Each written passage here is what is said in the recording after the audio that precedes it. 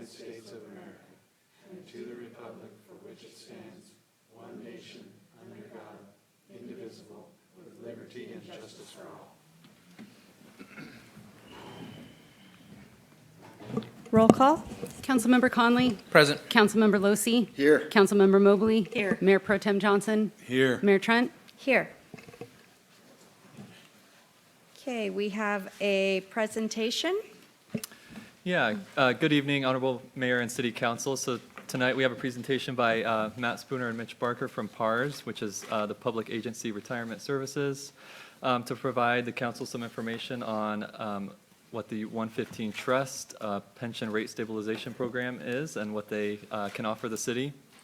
And so I do want to note that this is a presentation only. It'll be about 10 minutes. No council action is being requested at this meeting tonight.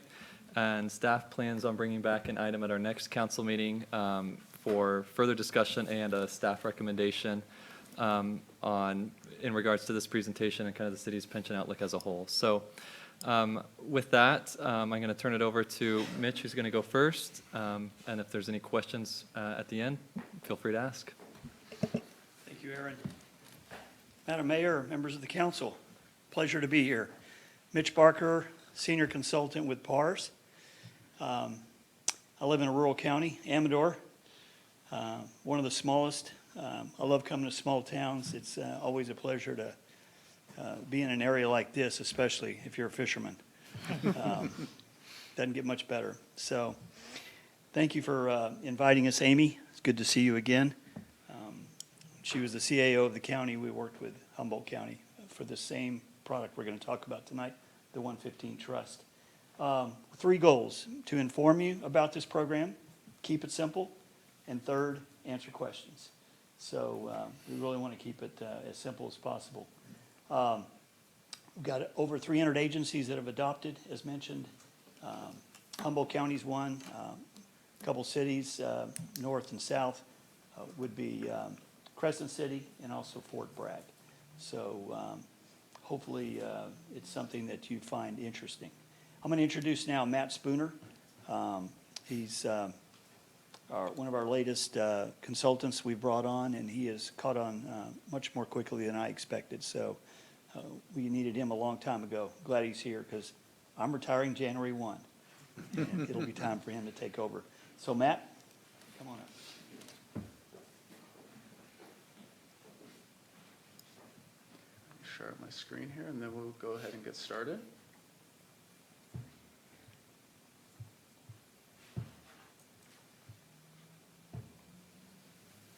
All right. Are we up and running?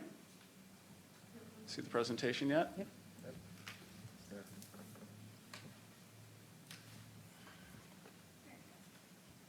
All right. Looks like we're up there. Perfect. So, Madam Mayor and members of the council, thank you so much for having us here tonight. As my colleague Mitch Barker mentioned earlier, my name is Matt Spooner. I am a senior consultant with PARS, and we're here tonight to speak about our pension rate stabilization program. We also call it our PRSP, which is part of our 115 Trust.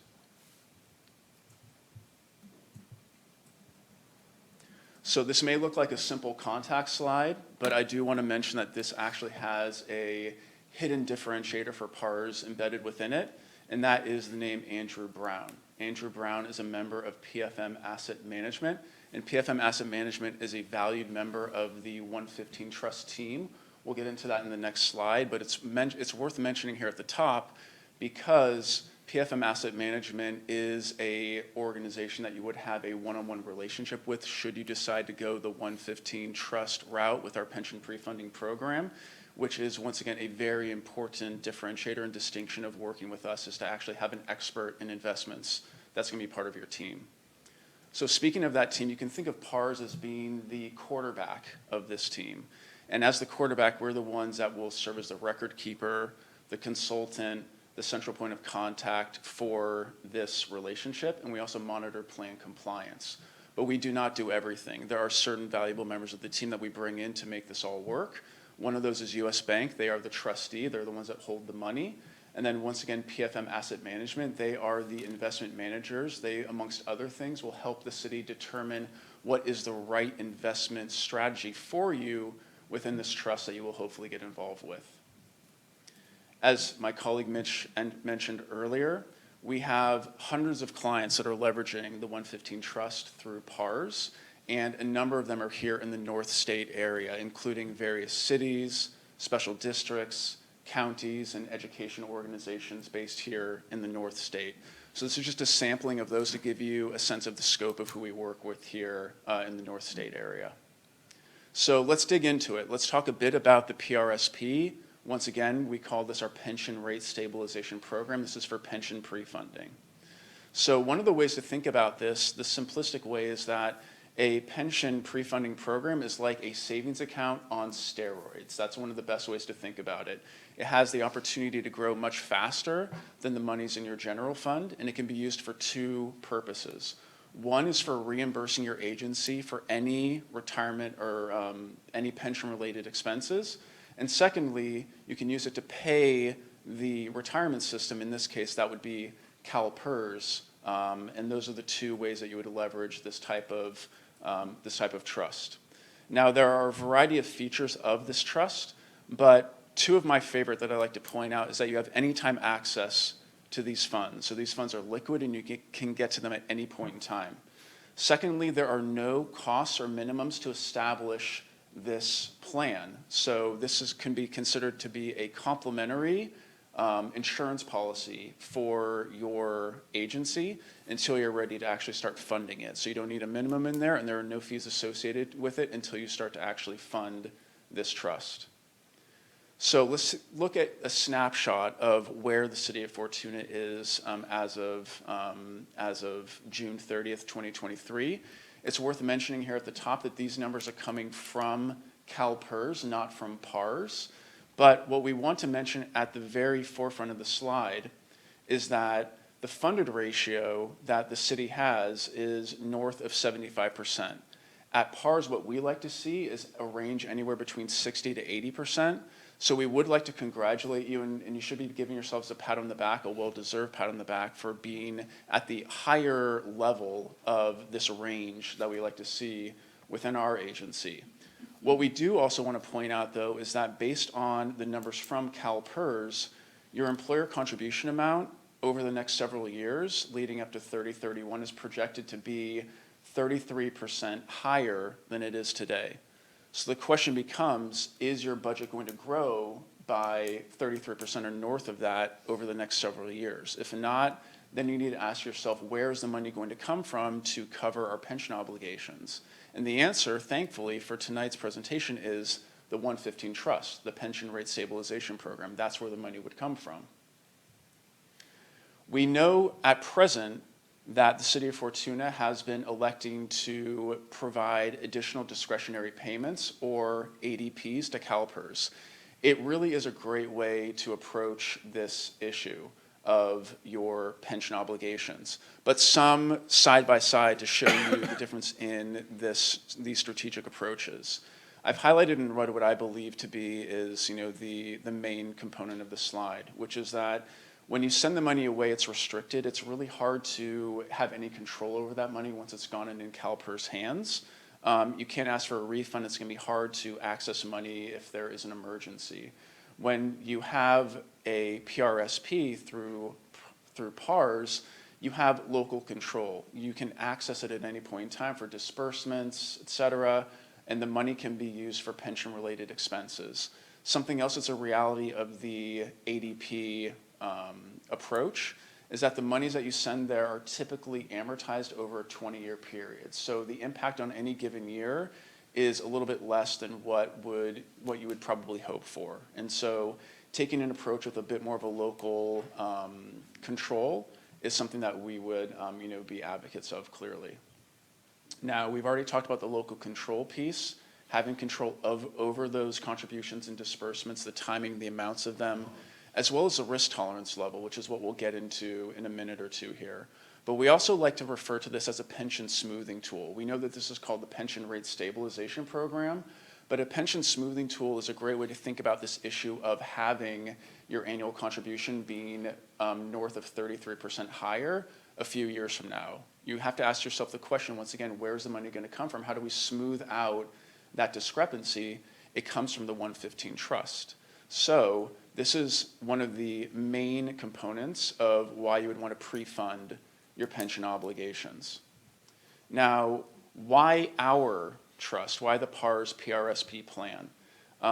It's our core business. And the question really is, why is it our core business? It's our core business because we originated this space. We are the pioneers of the 115 Trust. We've been doing this since 2005. And not only were we the pioneers of this, but we are also the leaders in this space.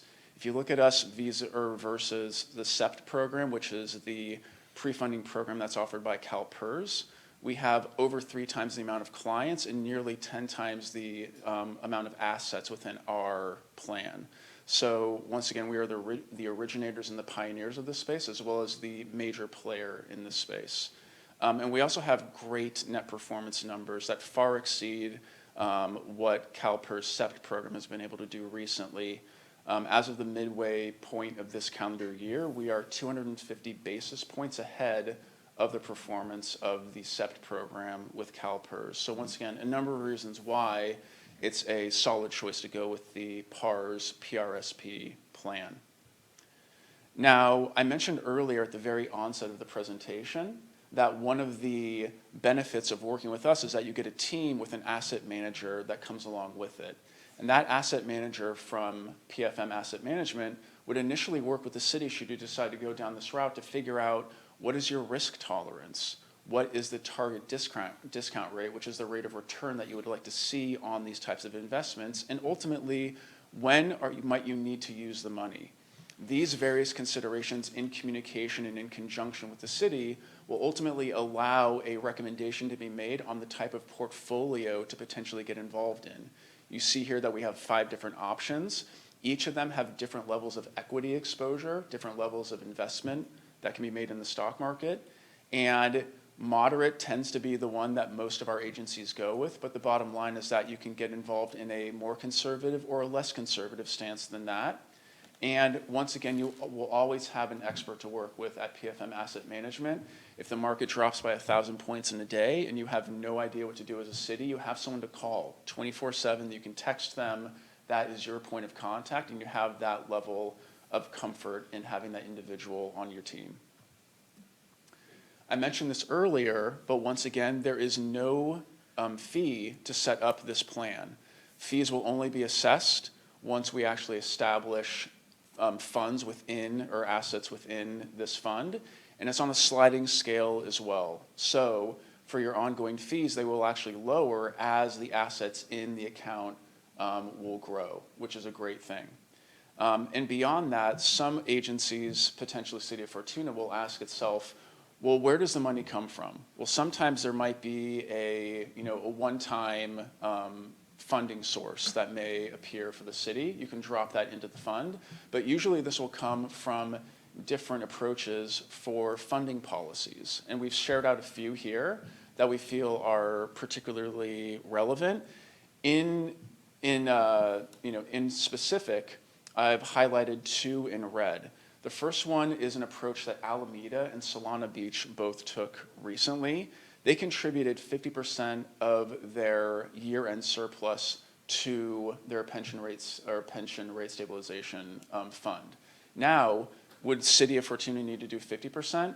Absolutely not. You could do whatever would make sense for the city. Maybe it's 5%, maybe it's something more aggressive like 75%, anywhere in between. The bottom line is that it's actually just a really potentially great source of funding for this type of a plan. Secondarily, there's also this example I wanted to draw your attention to that the city of Pasadena went forward with. As you may already know, every year you pay CalPERS, their fee. If you pay on a monthly basis, it's going to be slightly more expensive than paying lump sum up front. So if the city decided to budget for a monthly payment but then actually pay up front, you can take that 3.5% that you would actually get as a discount and drop that into the trust as well. That's another viable way to make this happen. But once again, there are a variety of ways to make this a reality for the city. We have a former municipal finance director on our staff who would be more than happy to chat with you about various ways that the city could take advantage of this. And we also have a number of staff reports that we could point you toward of how cities went about doing it and how they positioned this to make this happen for their agency that we can share with you. And a few of these examples are actually attached to this presentation that we'll send to you after today's discussion. So once again, in summary, why take this step? We want to help you smooth out that pension volatility. Remember the 33%. Remember a few years from now, where's the money going to come from? It can come from the trust. We want to always have you have a hedge against inflation. That's always a reality. We want to have another tool in your toolbox, which happens to be free until you start to actually put money into this fund. Then lastly, we want you to prepare today for tomorrow's pension obligation realities. This is going to be there, and so we want you to have a dedicated account, not relying on the general fund, but something that's dedicated to your pension obligations that will be there to address the specific need for your agency. So once again, Mitch and I will be happy to address any questions that may arise after the presentation, but before that, I just wanted to thank everyone for giving us the opportunity to present this, this tonight. So really appreciate it. Thank you. Any questions from council? None? It was a great presentation. Oh, thank you, Thank you. Chris. And it's- Appreciate that. I think one time you came to the Fortuna Chamber of Commerce, and it was, the way you were talking, I gathered it was not long after the county set this up. And you weren't there to talk about that, but it was one of the things you talked about what's happening in the county. And I'm guessing it must have worked out. Well, I can speak to how it was working when I was at the county. So I want to say 5-ish, 6-ish years ago, it was, the county used sort of the lump sum option originally. General fund surplus they placed into the trust. But in a relatively short period of time, the county made $600,000 on interest that could then go to pay the pension obligation bond. So it was definitely a good tool to have. Is there a minimum amount that you start with, or that it's recommended to start with? Yeah, it's a great question, Chris, and the answer is no. And that's why during the presentation I mentioned on a couple of occasions, this is like a free insurance policy for you to have on the shelf. So we've actually had some agencies just get involved with establishing this trust, and then when the time is right, actually starting to fund it. But in order to get it established, you don't need to put any money into it whatsoever, and so it's absolutely complimentary to set up, and we would be more than happy to do that for the city should that come to pass. Okay, then what happens once you start the program with you? Is there an annual allocation that needs to be made? No, there's nothing that's mandatory as far as funding this trust. It's something that we do encourage our client agencies to consider funding on a regular basis so that you can actually receive the benefit of having a growing steroid or savings account on steroids working for the city.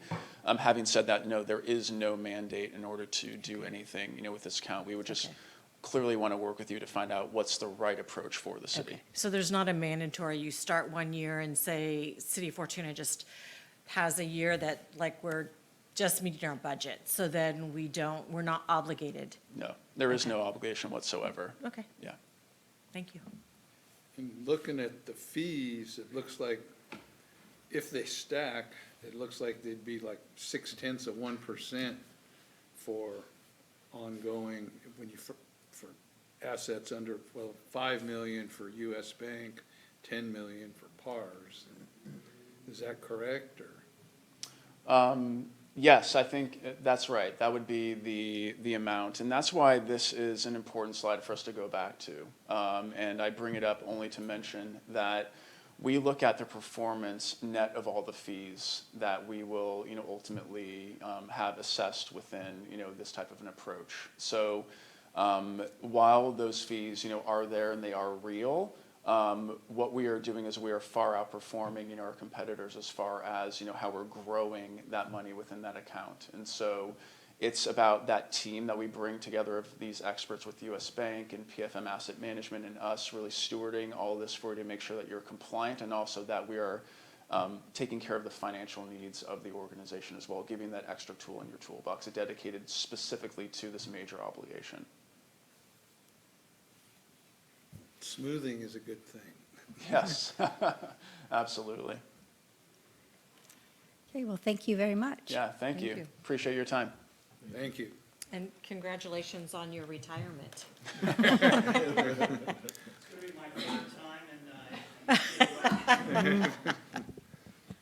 Third time's a charm. Okay, at this time, we have oral comments from the public. Anybody in the public like to make a comment on anything that's not on the agenda? Okay, seeing none, we'll move to consent calendar. We have 4 items on the consent calendar.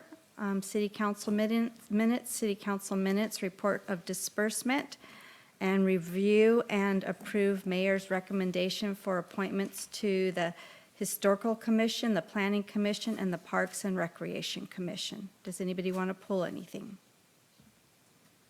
I'd like to pull item D. Okay, And I just want to congratulate and thank the people who applied for those positions, because it's not easy to give up your extra time. So thank you for doing that. okay. And I'll open public comment. Anybody want to comment on any of these items? Okay, do we have a motion? I'll make a motion to approve consent calendar items A through D. Second. Okay, we have a motion, a second. All in favor? Aye. Motion passes.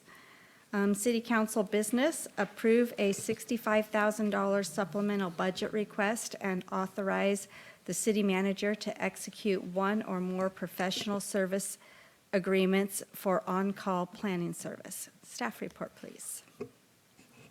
Good evening, Mayor Trent and honorable council members. I'm Sherry Meads, your Community Development Director. And I'm before you tonight, as you just adeptly noted, to request some supplemental planning support funds. I started here about a year ago, and when I first came on, there was a lot of catching up to do. I had to redo the fee schedule, and a lot of stuff had not been done for many, many years. And what I've come to find is that the city has not had the ability to do a ton of housing element implementation. And the California Department of Housing and Community Development has reached out to the city, and I've met with them several times and have worked out a work plan, if you will, to get certain things passed through council to meet the objectives of the housing element so that we do not lose the certification of our housing element. Because if we did, we could end up getting monthly fines. We could not receive grant funds that we have allocated to us, or lose the ability to apply for grants. In fact, next council meeting, I will be bringing 2 ordinances to you to that effect, and you will see me in a steady stream from now until we get caught up on those. In addition to this type of work that I'm catching up on for the city, we are down the only other planner there is on staff. So there is myself and a planner 2 / senior administrative assistant who is able to do the development review, answer counter questions, all of that type of thing. Our planner 2, is currently out on indefinite leave, which means I'm trying to do all of it. And frankly, it's not sustainable, and I'm not able to give the type of customer service that our community deserves. So I'm before you tonight asking respectfully for the monies, understanding that it is difficult. That is not a question. But in order for us to keep the progress that I'm making towards getting us caught up and doing the type of work that the state requires and doesn't give us money for, I do need that help. So that's why I'm here, and I'm able to answer any questions for you. Okay, any questions from council? I do have a question. So the planning person that's on leave indefinitely, the funds you're asking for, part of that would be that salary is, I mean, that person's salary would go kind of offset it a little bit? Unfortunately, she's on a paid leave, so the city is still required to pay salary and benefits. Okay. So that's why this would be in addition to. Okay. And I do, if I may, want to mention that the city has been in litigation once already in 2018, some of you may remember, for not having a certified housing element and did settle for approximately $53,000 at that time. So while the $65,000 sounds like a lot, the $53,000, and it could be monthly if we end up losing that certification. I have to say that I do agree with you, that in this current time since COVID shut down, I understand that a lot of the agencies have to justify where they're at, and so that has brought litigation forward, unfortunately. Yes, So I do understand that. it is a time right now that HCD is fully funded and fully staffed, so they are doing their job. Okay. Thank you. And I noticed the word unfunded in there a few times, talking about the projects that we have to comply with. Yes, and if I may, I will let you know that every time I meet with the HCD representative, I let her know, she's a very nice woman, that it would be extremely helpful if they would provide template ordinances and staff reports and things like that, so that all of the jurisdictions in California which are faced with this same dilemma are having to create it all on our own. So it would, especially like the ADU ordinance, which that's my next thing to work on, they update it like every year. So it's so difficult to keep up with it that if they would just send us a template ordinance every year saying, here's the changes, that would save a lot of time. So she said she would take that feedback back. I doubt I'm the only person saying it. Because we just did an ADU ordinance 2 or 3 years ago. Yes, and it's non-compliant at this point. Okay, I'll open public comment. Anybody from the public want to comment on this item? Okay, seeing none, we'll close public comment. Okay, I'll make a motion to approve a supplemental budget request in the amount of $65,000 and authorize the city manager to execute one or more professional services agreements for on-call planning services. And I'll second. Okay, we have a motion and a second. All in favor? Aye. And maybe we could add a Wonder Woman t-shirt to that too, help you out a little. Okay, get back here.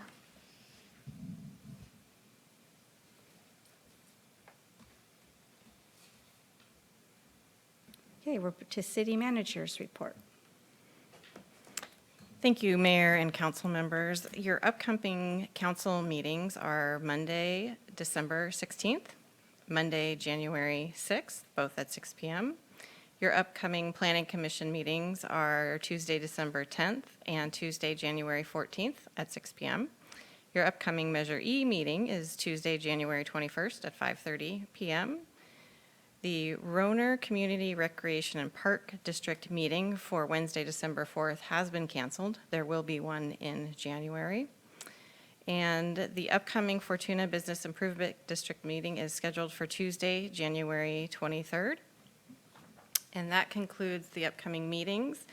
As far as my city manager report goes, I should mention that I've continued to work with the FBID ad hoc on draft bylaws and a recommendation to the city council on the FBID assessment. And so that progress is coming along nicely. And thank you to Councilmember Mobley for being a part of that. I've also attended several meetings around the field use policy and fee schedule with Sienna Emmons, Director Stevens, and Kaylin Stainbrook. And the draft document will go to the Parks and Rec Commission on December 9th. And that draft policy should be before your city council in January. So we're really looking forward to that. There's just been a lot of good work that has gone into that policy. I've also met with Brian Gonzalez and Matt Nyberg to discuss an easement to begin the establishment of a disc golf course in Roner Park. So also looking forward to that. Brian Gonzalez has the disc golf cages are donated, and so we're hoping to create a disc golf course. I attended Talk Shop and Talked on November 21st with Brian Papstein. And then I also had many meetings with department heads over the last several weeks. And that concludes my city manager's report. Thank you. Any future agenda items? No.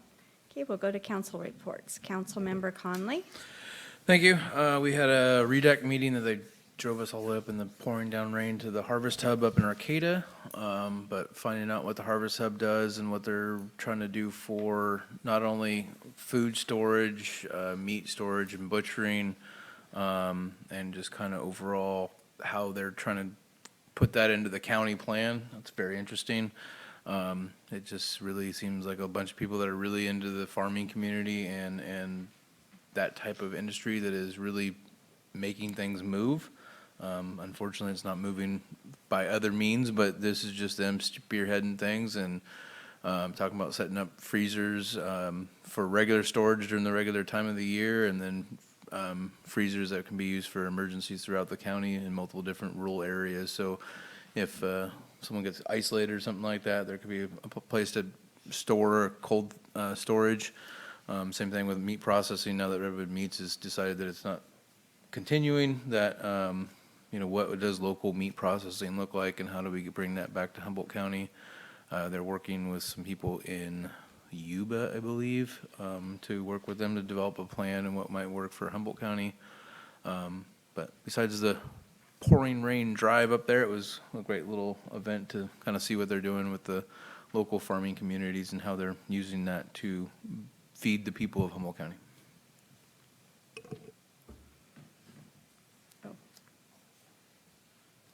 Councilmember Losi.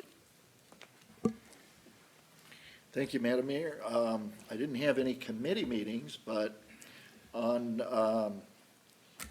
the issue of the flooding that we had from the Eel River, the Red Cross set up a shelter at the pavilion, and I met the Red Cross there. I think it was on a Friday afternoon when they were setting up, helped them park their trailer and get set up, and then went back on the following day, Saturday, the 24th or 23rd, I believe it was. And they had nobody at the shelter who came in, which I kind of let them know that flooding, especially on the Eel River at Fern Bridge, happens on just about an annual basis. And that most people that have experienced the flooding have alternative places to go if necessary. So they weren't real disappointed that they didn't get anybody into the shelter. So it's always good to have them there. It's a shelter that was very much used during the earthquakes 2 years ago, just after the earthquakes. And they came in very handy and were welcomed, and they were very much needed. So that's all I have. Thank you. Councilmember Mobley. Hi. Although I didn't have any meetings, I do have a few things to bring up. I'd like to congratulate Jerry King and Tammy Trent on the election. Hopefully, everything will be confirmed within the next couple of meetings so that we can move forward there. Also want to thank Amy Nelson for her help on the ad hoc committees for both the FBID and the city council policy procedures that we're trying to update that haven't been done since 2011. I did this small business Saturday. We went to Brookings, so I came down early and did it, and it looked amazing. The weather was great, so I'm hoping that there was a great turnout on that. One last thing. I wanted to congratulate Tanya Cadle, who is a dispatch, who's been with City of Fortuna for 25 years. I've had the pleasure of working with Tanya for years before this, but she's a great asset to the City of Fortuna. So congratulations to her. Thank you. That's all I have. Mayor Pro Tem Johnson. Well, I had a few things going on. I also attended the Shop Small Saturday event downtown. It was kind of neat to see railroad tracks down the middle of Main Street with the trolley on them. But it was looked like people were enjoying themselves on that. I actually had lunch down there, and we did a little gift shopping, and then hit another business up for dessert. So tried to spread out a little bit and look into things.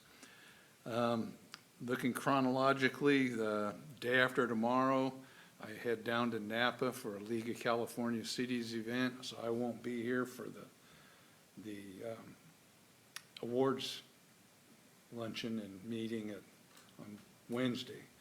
But I just want to say congratulations to all. I think, what'd you say, there was like 14 or something like that? Quite a few, yeah. And 25 years, that's a milestone. And I can remember, even now, sometimes when I call in for pre-setting something up and hearing her voice on there, it's like, someday it won't be there. But she's an asset, like you said. Also, we have another one retiring. And so Alice will be missed also. She's been around here for a long time. She knows the job she does is very specific and needs it's detail-oriented, and I think she's at 26 years. She was at 25 last year. We celebrated her last year. yeah. Sorry to interrupt. No, that's fine. And she's another one that I've worked with a long time. Got me out of trouble a couple times, so. So after I attend that, then we have an HCOG meeting next week where we will get an update on our search for a new executive director who left to go to RCEA. And she's staying, though, to help get our kickoff budget for the that would be the 25-26 year. So, and she's been an asset for us too, Beth has, and it's admirable of her to stay and get that overall work program set up before departing. And that's all I have to report right now. I'll report out on the leadership conference when I get back. Okay. Well, the good thing about going last is everybody else makes your reports for you, so I was crossing things off on my list.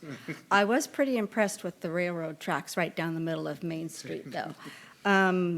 They tried something different this year to have it on a Saturday instead of the night of the parade, the truck parade, which is coming up the night before the one in Eureka. So I can't remember the exact date on that. I think it's the, what day? 13th? 13th. Okay, the 13th, we'll have our truckers parade here, and it'll start downtown as it did last year. So that's always fun to come out and watch, and hopefully we have decent weather and don't freeze. But besides that, everything else has been reported, so anybody have a motion to adjourn? Motion to adjourn. I'll second. Okay, all in favor? Aye. Meeting adjourned.